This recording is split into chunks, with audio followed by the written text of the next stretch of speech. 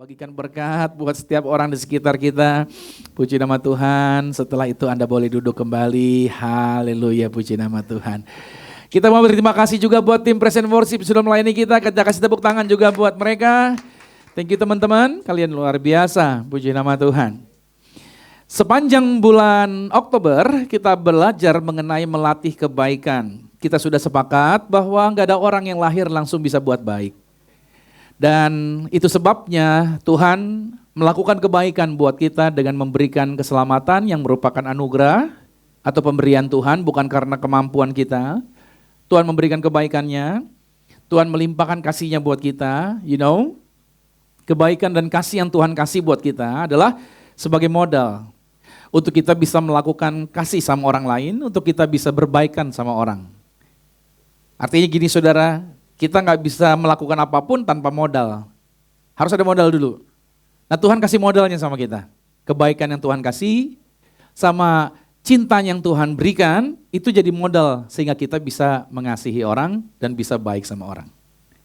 Roma 3:23 sudah kita baca bahwa semua manusia telah berbuat dosa dan telah kehilangan kemuliaan Tuhan. Jadi nggak ada orang tuh saudara yang lahir langsung, ini uratnya urat baik nih gitu.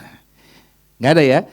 Semua orang itu sudah akarnya dari Adam dan Hawa itu dosa saudara. Nah gak ada orang juga yang berkata begini, tapi saya sulit untuk bisa berbuat baik Master karena memang dari keturunannya begini. Enggak juga. Karena berbuat baik itu perlu latihan saudara. Semuanya dilatih. Gak ada yang gak bisa tanpa latihan. Saya ini gak bisa berdiri di depan saudara. Latar belakang saya introvert. Saya takut ketemu orang, melihat wajah orang tuh saya gak berani. Atau ngobrol gitu ya, nggak bisa. Tapi saya bisa berdiri di hadapan saudara, itu karena apa? Karena saya mempercayai janji Tuhan. Tuhan yang mengatakan bahwa saya dikasihi Tuhan. Nah saya pegang itu. Dengan Tuhan mengatakan saya dikasihi, berarti saya mulai belajar mengasihi diri saya sendiri. Dan saya melatih diri saya untuk bisa berdiri, untuk bisa berbicara dengan orang. Nah itu sebabnya kenapa saya bisa berdiri hari ini, karena ada latihan-latihan. Nah hidup itu tidak pernah lepas dari yang namanya latihan. Percayalah saudara, pasti bisa. Amin dulu nih. Iya, pasti bisa. Tapi saya kurang senyum, saya susah senyum Pastor. Latihan pasti bisa. Pasti bisa. Tapi saya cenderung jutek Pastor. Enggak, pasti bisa berubah. Istri saya itu jutek saudara. Tapi dia berlatih, dan dia bisa berubah. Betul saudara. Kalau lihat istri saya dulu waktu belum married, susah cowok mau dekat sama dia. Saudara, tapi pahlawan Ambon ini bisa menaklukkan hati dia. Itu dia saudara. Jadi jadi artinya saudara dikasih Tuhan, ingat baik. Semua bisa dilatih. Nggak ada yang terlalu sulit. Kalau tanpa latihan memang susah, tapi kalau dengan berlatih pasti bisa. Amin. Puji nama Tuhan. Nah, hari ini saya mau berbahas. Dan apa yang kita bahas hari ini, saya mau ini jadi pelajaran buat kita. Kita sedang belajar hari ini. Jangan jadi minder, jangan jadi menghakimi. Tapi apa yang kita pelajari dari firman Tuhan akan mengubahkan persepsi kita dengan benar. Sehingga kalau persepsi kita benar, aktivitas kita dan apa yang kita lakukan juga jadi benar. Judul hari ini bicara mengenai kutuk telah selesai. Sama-sama katakan amin dulu nih. Ya semua kutuk kita sudah selesai, kita akan bahas hari ini. Tetapi ada bagian yang kita harus lakukan. Karakter kita harus dibenahi. Jadi saudara ingat, kutuk sudah selesai oleh Tuhan Yesus, tapi karakter itu harus diperbaiki, harus dibenahi, dan itu perlu kerjasama kita. Oke, saya tahu bahwa gereja modern kebanyakan akan mengerti dan memahami dan seringkali terjebak dalam situasi bahwa mereka berpikir ketika mereka sudah diampuni oleh Tuhan, maka semua urusan yang terjadi di masa lalu semuanya sudah selesai begitu saja. Artinya segala perbuatan kekeliruan, kesalahan yang pernah dilakukan gak perlu ada tanggung jawab lagi. Gak perlu ada proses lagi, gak perlu ada pembentukan lagi. Contohnya misalkan seseorang korupsi dan ketahuan korupsi. Dia datang ke gereja, dia minta didoakan, minta Tuhan ampuni. Dosanya diampuni? Pasti. Kutuknya juga iya sudah selesai. Tapi ada konsekuensi yang harus terjadi, betul ya? Ada hukum yang harus terjadi atas kehidupannya, atas apa yang pernah dia buat. Jadi saudara harus lihat di sini, nanti saya akan bagi-bagi kepada saudara bedahnya agar saudara bisa melihat tentang apakah kutuk kita sudah selesai atau apa yang terjadi dalam konsekuensi tersebut. Nah, tangkap dulu selanjutnya bahwa kasih karunia Kristus itu dikasih kepada manusia tidak dimaksudkan untuk menghapuskan yang namanya proses. Nah, sekali lagi saya mau stop dulu di sini. Jangan alergi dengan yang namanya proses. Kenapa? Karena kita ada hari ini itu karena proses. Kita ada di dalam rahim ibu kita itu sebuah proses, betul ya? Bahkan ketika kita lahir dalam pertumbuhan, baby jadi anak-anak, remaja, pemuda, dewasa. Seperti hari ini kita berkeluarga dan punya keturunan kembali, itu merupakan bagian daripada proses. Jadi saudara, yang namanya proses selalu akan kita hadapi. Jadi mulai hari ini berhenti menolak yang namanya proses. Semua yang terjadi di dunia ini selalu ada proses dan proses itu membawa yang namanya perubahan. Jadi jangan alergi dengan perubahan. Contohnya, saudara kalau selfie 5 tahun yang lalu sama yang sekarang beda nggak wajah Anda? Iya, itu aja udah berubah saudara. Berubah terus. Wajah kita berubah terus. Anda 5 tahun yang lalu mundur lagi, udah berubah. Coba lihat foto prewed sama foto sekarang udah anak 2. Pasti beda mukanya tuh. Udah berubah terus. Karena yang tidak pernah berubah adalah perubahan itu sendiri yang tidak pernah berubah. Dan satu hal yang tidak pernah berubah adalah Tuhan kita, Yesus Kristus. Nah, itu sebabnya saudara, kasih karunia tidak untuk menghapus proses, tetapi untuk menebus hati kita, untuk menguatkan karakter kita di dalam proses tersebut. Karena ada orang ketika masuk proses hatinya pahit. Dia tidak nyaman dan dia tidak suka masuk dalam proses. Justru kasih karunia itu menguatkan kita di dalam karakter kita pada saat proses itu sedang berlangsung. Nah, Yesus menyelesaikan kutuk di kayu salib. Tetapi Yesus juga memanggil kita untuk melatih kebaikan. Semua kita sudah menerima kebaikan Tuhan, katakan amin. Anda hidup hari ini karena kebaikan Tuhan. Tapi kebaikan di dalam diri kita itu perlu dilatih. Itu sebabnya hari ini kita belajar supaya hidup kita, kenapa sih kita latihan kebaikan? Agar hidup kita mencerminkan kasih-Nya Tuhan. Matius pada pasal 5 sudah mengatakan, ketika engkau berbuat baik, maka orang bisa memuliakan nama Tuhan. Nah, pelajaran yang pertama sekarang adalah ini dia. Segala kutuk telah diselesaikan oleh Kristus. Ini dulu kita pegang. Saudara mungkin dari lahir dari keluarga yang menyembah berhala. Mungkin orang tua saudara pakai dukun-dukun, pernah nyantet orang, atau saudara dari garis keluarga yang pernah ada pembunuhan dan lain sebagainya. Hari ini dengar kabar baiknya, semua kutuk itu semuanya sudah diselesaikan oleh Kristus. Nenek moyang saudara punya garis keturunan, diabetes, sakit jantung, atau sakit-sakit tadi yang berbahaya dan lain sebagainya. Hari ini saya mau kasih tahu sama saudara, semua kutuk sakit penyakit itu sudah diselesaikan di atas kayu salib, katakan amin. Dan itu bukan nanti, sekarang, sama-sama katakan sekarang. Jadi saudara sudah dibebaskan dari kutuk yang dari garis di atas saudara, itu semuanya sudah selesai. Galatia 3:13 berkata, Kristus telah menebus kita dari kutuk hukum Taurat dengan jalan menjadi kutuk karena kita. Jadi segala dosa itu mendatangkan kutuk. Dan kutuk itu telah selesai di atas kayu salib dan Yesus menanggung semuanya itu. Rasa bersalah, dosa itu kalau buat dosa ada rasa bersalah, betul gak sih? Rasa bersalah itu sudah ditanggung oleh Tuhan Yesus di atas kayu salib. Keterpisahan, orang berbuat dosa itu kayaknya jadi jauh sama Tuhan. Pernah, kita semua sudah dengar bagaimana Yesus berdoa di atas kayu salib. Eloi, Eloi, lanjutkan. Artinya, Allahku, Allahku mengapa engkau meninggalkan aku. Tuhan dengar tidak akan meninggalkan saudara. Keterpisahan itu sudah diambil Yesus 2000 tahun yang lalu di atas kayu salib. Jadi semua yang ada di tempat ini tidak akan pernah ditinggalkan Yesus. Jadi siapapun yang percaya kepada Yesus, Anda tidak lagi di bawah kutuk, bilang amin. Anda tidak perlu takut lagi kutuk keluarga, kutuk mati muda, katanya ada di anggota keluarga, umurnya gak nyampe sicap, udah lewat, gak sampai sicap lewat gitu saudara. Hari ini saya mau katakan buat saudara, umur Anda panjang, amin. Ya kan, lakcap, kue cap, ya gitu kan. Sampai makan kecap sekalipun saudara, Anda tetap umur panjang. Karena semuanya sudah selesai di atas kayu salib. Tapi ini ingat baik, kasih karunia yang menebus kita bukan berarti kita dibebaskan dari tanggung jawab moral. Sama-sama katakan tanggung jawab moral.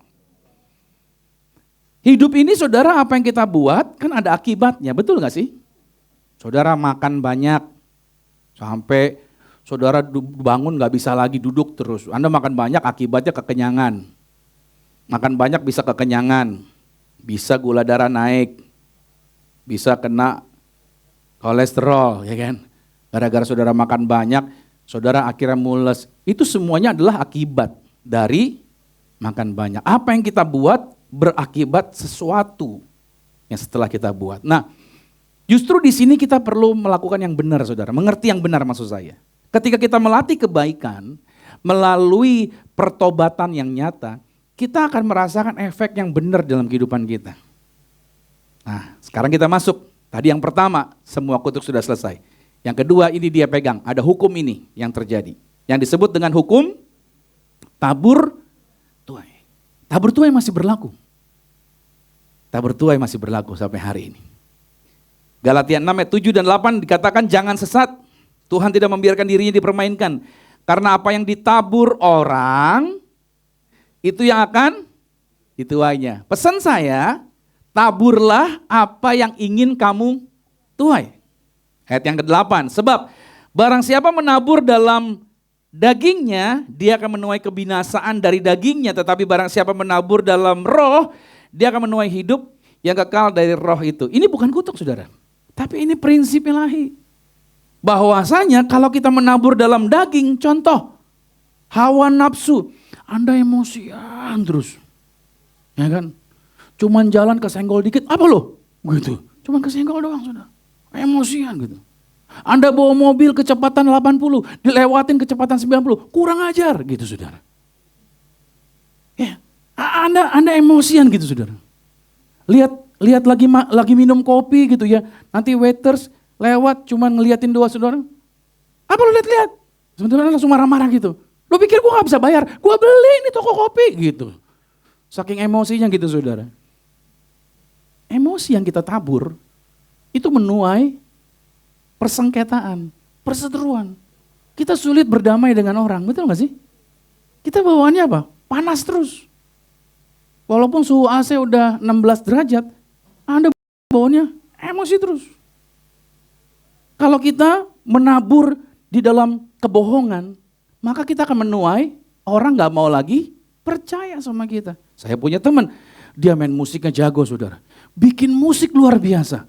Bahkan dia mixing, edit dan lain sebagainya. Saya berpikir nih orang kaya nih, jadi duit nih kerjaan dia nih. Apalagi di zaman COVID, semua gereja online.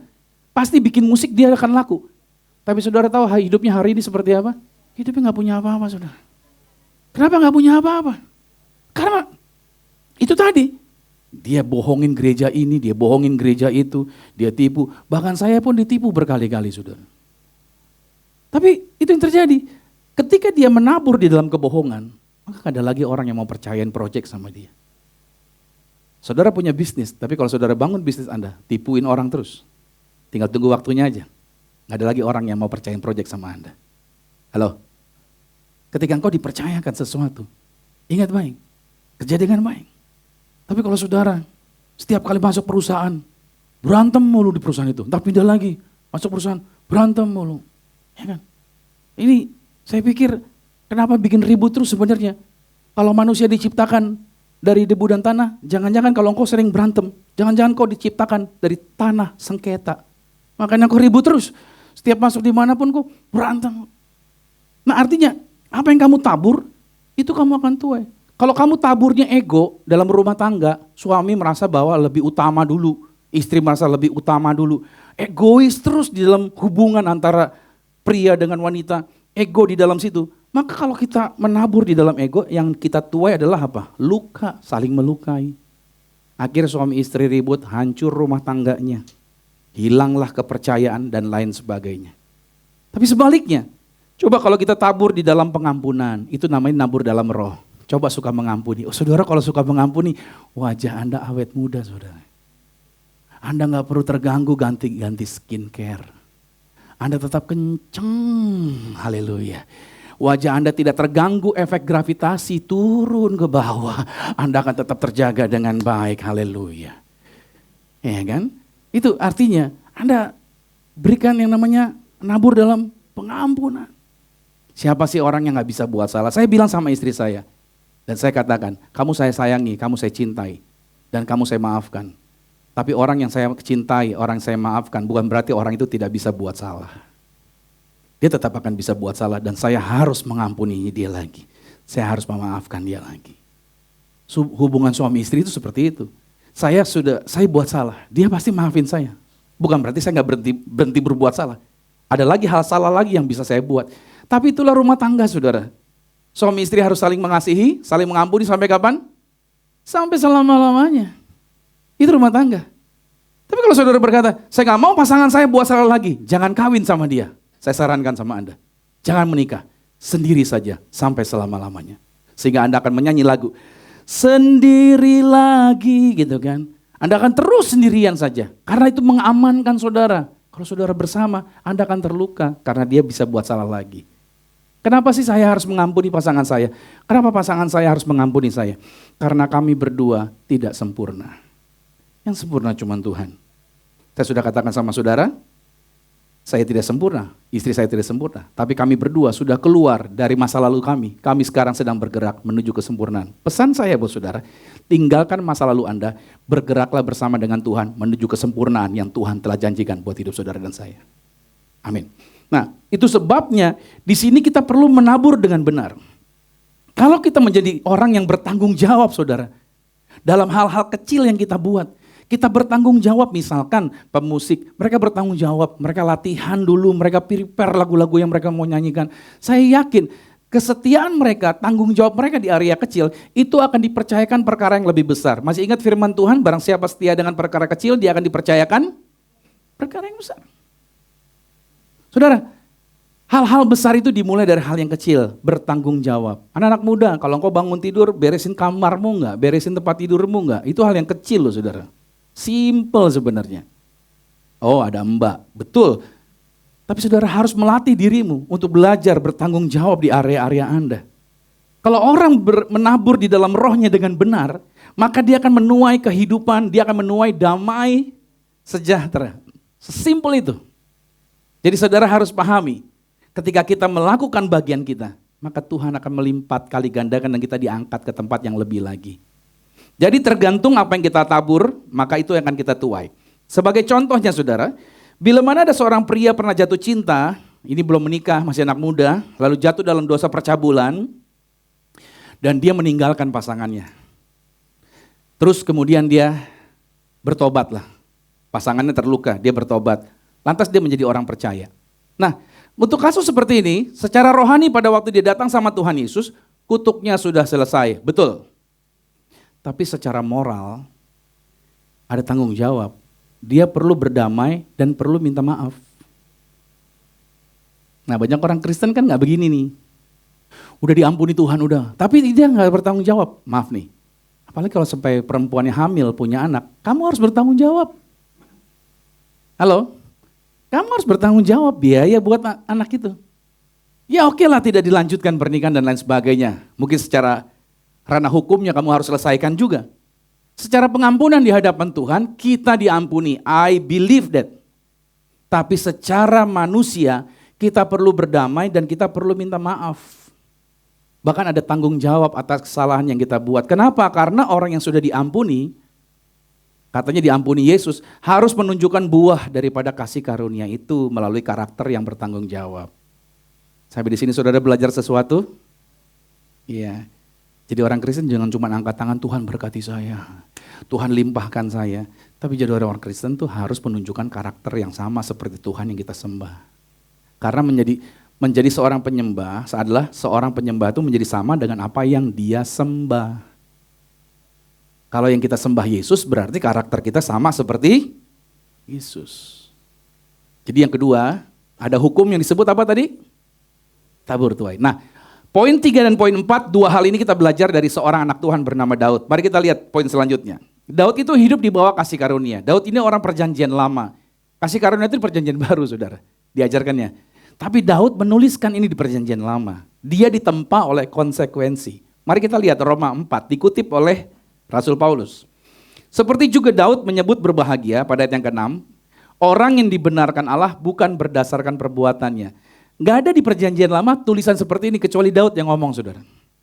Ayat 7, berbahagialah orang yang diampuni pelanggaran-pelanggarannya dan yang ditutupi dosa-dosanya. Berbahagialah manusia yang kesalahannya tidak diperhitungkan Tuhan kepadanya. Daud ini mengalami kasih karunia Tuhan. Daud bukan seorang yang tidak pernah berbuat salah. Bahkan kebanyakan dari kita tidak pernah berbuat salah seperti Daud. Tahu kesalahan Daud? Istri orang dia selingkuhin. Yang kedua, dia merencanakan pembunuhan atas suami dari istri yang dia selingkuhin. Ini adalah pembunuhan tingkat 1. Dan berhasil mati suaminya. Istrinya dinikahin, akhirnya yang ditinggal suaminya. Saya yakin gak ada orang yang seperti itu di sini. Betul gak sih? Kalau diukur kesalahan kita sama kesalahan Daud, aduh saudara, dalam banget Daud. Tapi Daud pada waktu ditegur sama Nabi Nathan, dia tidak berkata, gua raja, gua terserah yang gua mau buat. Atau dalam istilah sekarang nih ya, orang kaya mah bebas bro, gitu maksudnya. Ya kan? Orang kaya mau naik apa kek, mau lakukan apa kek gitu ya. Daud tidak melakukan seperti itu. Daud langsung bersujud minta ampun sama Tuhan, saudara. Dan apa yang terjadi? Apakah Tuhan marah sama Daud? Tuhan mengampuni Daud, saudara. Padahal dosanya sudah begitu dalam, dia diampuni. Tapi di sini saya mau jelaskan sama saudara, pengampunan sudah berlaku, iya atas Daud. Tapi Daud harus berhadapan dengan konsekuensi moral yang berat. Istri Daud bukan cuma 1, istrinya lebih dari 1. Berarti orang Kristen di sini boleh punya istri lebih dari 1 nggak Pak? Saudara jawab sendiri. Ya kan? Kalau mau punya lebih dari 1, silakan saja. Tapi lihat di sini saya kasih tahu sama saudara, konsekuensinya. Rumah tangga Daud kacau. Yang pertama, Daud punya anak cewek namanya Tamar dari istri yang sebelumnya. Terus Daud punya anak lagi namanya Amnon dari istri yang lain. Begitu dewasa, Amnon jatuh cinta sama Tamar. Kata Tamar, kita satu bapak, gak mungkin gue pacaran sama lu.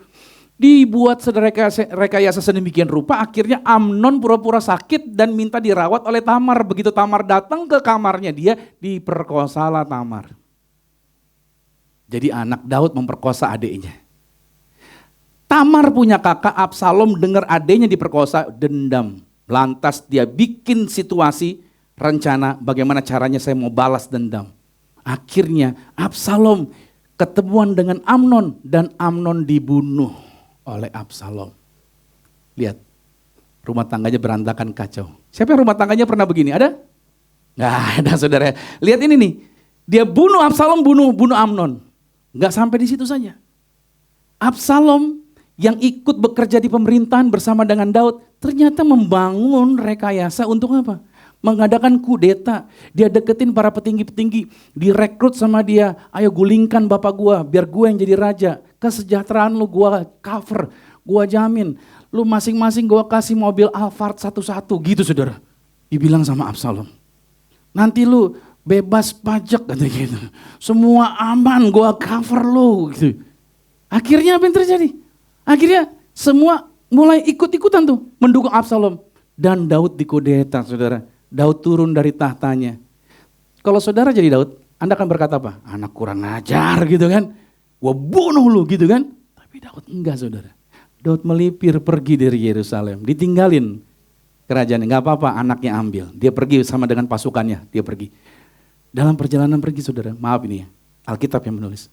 Daud itu punya gundik. Gundik-gundiknya Daud. Ditaruh di rooftop. Di siang hari bolong. Maaf.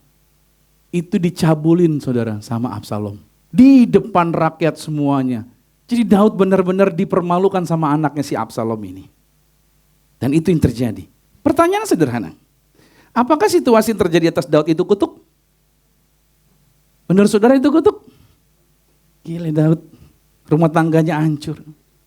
Kedudukannya diserobot. Dia dijatuhkan oleh anak sendiri. Enggak. Tapi itu merupakan bentuk konsekuensi didikan Tuhan yang menumbuhkan karakternya Daud. Yang keempat sekarang. Daud dan pembentukannya. Di sini yang terjadi saudara. Ada karakter yang terbentuk di tengah konsekuensi yang terjadi. Masih ingat Roma 8:28? Allah turut bekerja dalam segala situasi atau perkara untuk mendatangkan perkara-perkara kebaikan, perkara-perkara yang tidak baik sekalipun yang terjadi di dalam kehidupan kita, Tuhan tetap dapat bekerja untuk mendatangkan, katakan sama-sama, Tuhan itu baik. Oke, mari lihat di sini ya. Waktu Daud pergi meninggalkan Yerusalem dalam perjalanan melipir cari tempat keluar kota lah. Di pinggiran jalan saudara, ada orang yang namanya Simei. Simei ini keturunan Saul. Saul itu raja yang digantikan oleh Daud. Nah tentunya dari keluarga Saul benci sama Daud. Salah satunya ini, Simei. Di pinggiran jalan, Simei teriak-teriak, menghina Daud sambil melempari batu. Saya bacain ayatnya. 2 Samuel 16 ayat 5-12, tapi ayat ke-8. Tuhan telah membalas kepadamu segala darah keluarga Saul yang kau gantikan menjadi raja. Tuhan telah menyerahkan kedudukan raja kepada anakmu Absalom karena engkau seorang penumpah darah. Bayangin saudara, Daud dihina oleh Simei. Dalam perjalanan itu, salah satu perwira Daud yang jalan di sebelah Daud. Maaf ya, perwiranya bilang begini, Tuanku Raja, si Simei disebut sama dia, anjing mati ini kurang ajar gitu saudara. Biarin saya pancung dia punya leher, selesai sekarang. Dulu Daud saudara, kalau dengar begitu ada orang yang hina dia, wah emosi dia. Tapi di sini begitu dihina oleh Simei, lihat jawaban Daud. Daud bilang begini, biarin, ngapain kamu pengen bunuh dia? Bisa jadi Tuhan yang menyuruh dia untuk ngomong itu sama saya. Mungkin Tuhan akan memperhatikan sengsaraku. Dan Tuhan bukan membalaskan ketidakbaikan, tapi Tuhan akan membalaskan kebaikan kepadaku sebagai ganti daripada kesalahan-kesalahan yang aku buat.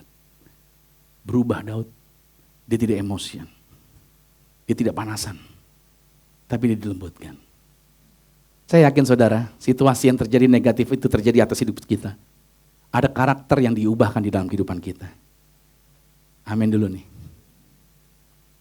Dulu Daud saudara, pada waktu dia lari dikejar-kejar Saul bersama dengan 600 orang sampai di tempat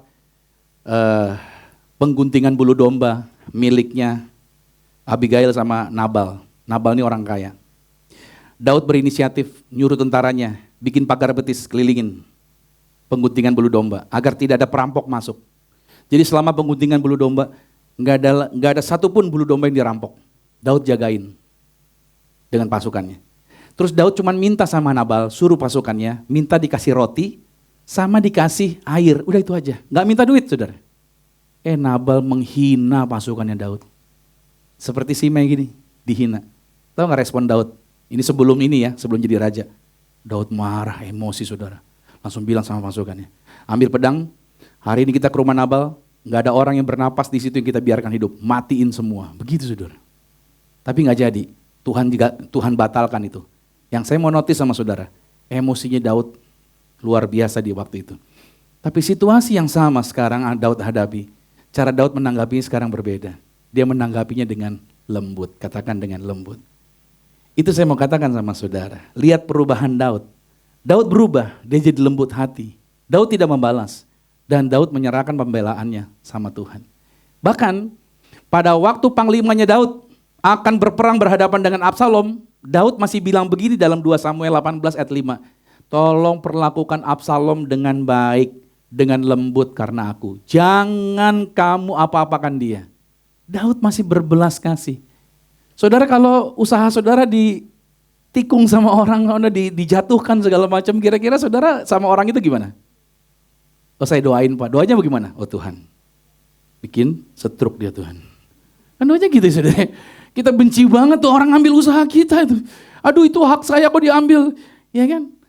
Jangankan sama teman, sama saudara aja, gara-gara warisan aja kita bisa berdoa. Oh Tuhan, cabut nyawa dia Tuhan. Itu warisan kan haknya saya Tuhan. Kenapa dia ngambil Tuhan ya? Gak tau diri tuh gitu kan. Kita kan berdoanya gitu ya. Iya, tapi Daud enggak loh. Tuhan berkati dia. Anakku Absalom agar sadarkan dia. Ini adalah hasil daripada kasih karunia. Sama-sama katakan kasih karunia. Hasil kasih karunia yang bekerja di dalam hati kita, yang ditempa oleh konsekuensi. Jadi kalau saudara sekarang sedang berhadapan dengan konsekuensi, jangan ngomel, jangan bilang kutuk, tapi ini adalah bagian daripada proses untuk ada dirubah menjadi sama karakternya dengan Yesus. Amin dulu nih. Iya, amin saudara. Harus berubah, ada perubahan. Tadi yang gampang marah di jalan tol, yang gak bisa dilewatin orang, Ya kan, sekarang mulai belajar. Ya kan, saya kalau di jalan tol di jalur kanan gitu saudara, ada orang lambat di depan saya nih, kan mobil saya tuh modelnya kalau lari pelan tuh kurang enak gitu. Kalau nggak 120 nggak nyaman gitu saudara. Saya kalau bawa mobil tuh 120, 140, 120, 140. Iya, secara aturan pemerintah saya melanggar peraturan terus gitu saudara. Ya, karena aturan pemerintah di jalan tol kan 100 km per jam gitu ya, atau paling rendah 80. Tapi buat saya, dulu saya laksonin, saya lampu-lampuin nih, minggir, gue tempel di belakang dia. Gitu. Macam bis antar kota antar provinsi. Sekarang enggak. Ya, oh dia mau pelan di depan, ya udah, saya melipir ke kiri aja, cari jalan, baru saya lewatin lagi. Gitu saudara. Saya nggak perlu cari keributan, karena saya lulusan Fast and Furious 1 sampai 10. Jadi saya tinggal cari jalan aja gitu. Nggak perlu lagi saya harus ribut dan lain sebagainya. Karakter kita harus berubah. Saya ini gampang emosi, tapi saya ketemu dengan istri yang tajam, istri yang kritis. Itu membuat saya jadi belajar, saudara. Saya nggak boleh meledak-meledak, saya harus tahan emosi saya dan lain sebagainya. Jadi saya kayak banyak belajar. Jadi ada konsekuensi-konsekuensi yang membuat kita belajar untuk merubah karakter kita.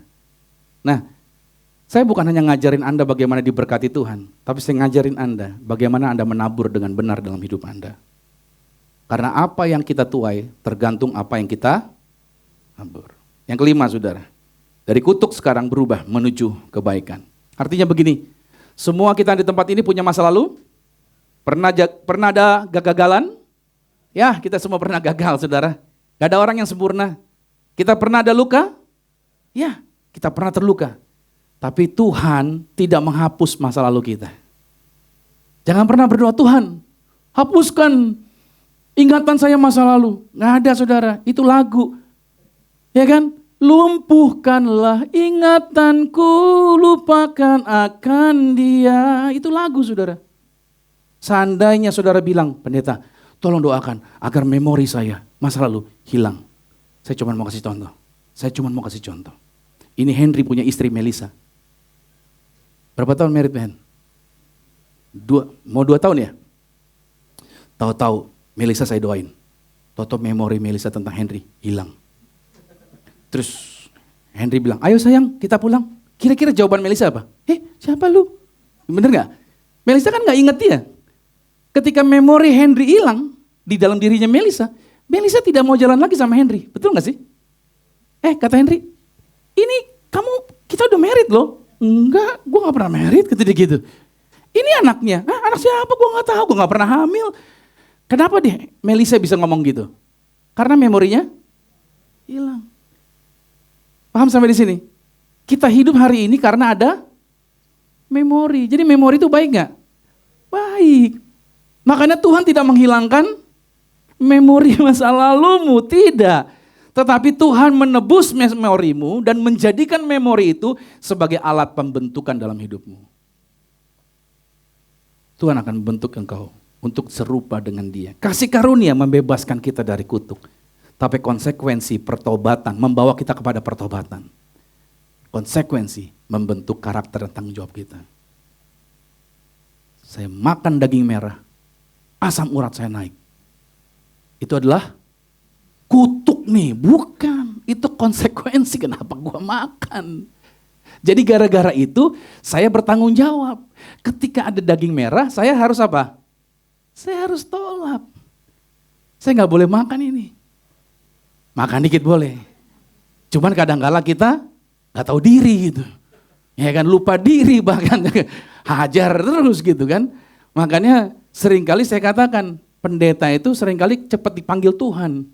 Kenapa? Karena hari Minggu cuma 2 rumah dia datengin. Rumah Tuhan sama rumah makan. Nah itu dia.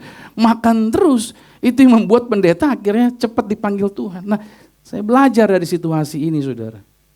Jadi ada konsekuensi yang terjadi. Apapun itu konsekuensinya. Itu menjadi pembentukan karakter agar kita bertanggung jawab. Kamu punya usaha tapi kamu pakai uang hasil usaha, belanja ini, belanja itu nggak jelas. Kamu gunain hal-hal yang nggak jelas. Akhirnya, kita cash flow kita terganggu nih, segala macam nih. Oh ini pasti setan ganggu nih. Mari kita minta pendeta Romi doakan agar setan diusir dalam nama Yesus. Ya kan, ada ibu-ibu juga datang sama pendeta, pendeta tolong saya, usaha saya terganggu terus.